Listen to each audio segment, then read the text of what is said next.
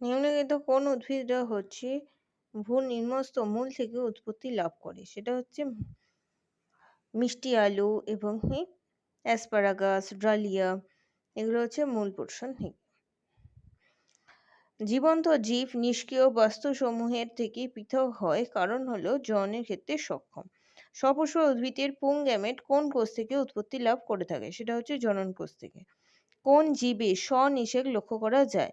তা হলো ফিতাকৃমি। কোন প্রাণীর ক্ষেত্রে অনুদৈর্ঘ্য দ্বিবিভাজন লক্ষ্য করা যায়? তা হলো ইউগ্লিনা।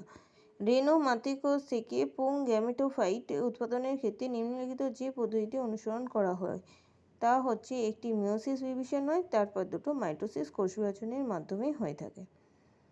কোন প্রাণী সম্পূর্ণ পৌষ্টিক নালীর পুনরুৎপাদন করে? সেটা হচ্ছে সমুদ্র শসা। কোন কোষ থেকে মূল যে রূপান্তর কোষটি বৃদ্ধি পায়